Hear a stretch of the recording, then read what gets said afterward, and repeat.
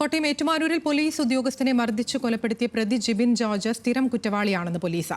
തട്ടുകടക്കാരുടെ തർക്കത്തിൽ കൊട്ടേഷൻ ഏറ്റെടുത്താണ് പ്രതി സ്ഥലത്തെത്തിയത് എന്ന് പോലീസ് നിഗമനം. സംഘർഷം പോലീസുകാരൻ മൊബൈൽ ഫോണിൽ ചിത്രീകരിച്ചതാണ് പ്രകോപനത്തിന് കാരണം. Kottayam west station CPO Shyam പ്രസാദാണ് മരിച്ചത്. ഗോകുൽ രമേശുണ്ട് വിശദാംശങ്ങളുമായി. ഗോകുൽ, ഈ കൊലപാതകവുമായി ബന്ധപ്പെട്ട് എന്താണ് പോലീസ് പറയുന്നത്?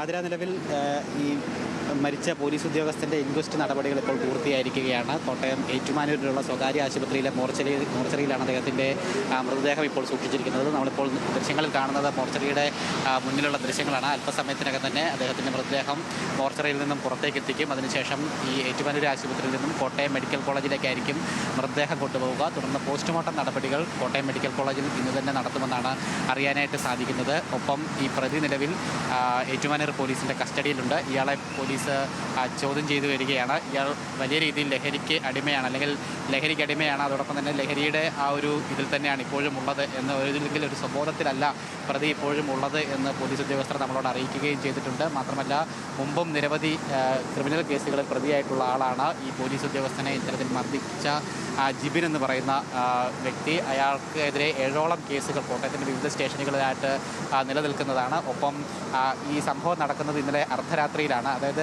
ഈ തെള്ളകം ഭാഗത്ത്, ഏറ്റുമാനൂർ തെള്ളകം ഭാഗത്തുള്ള 2 തട്ടുകടകളിൽ നടന്നിട്ടുള്ള ഒരു സംഘർഷവുമായി ബന്ധപ്പെട്ടാണ് ഈ പോലീസ് ഉദ്യോഗസ്ഥൻ അതിൽ ഇടപെടുന്നത്.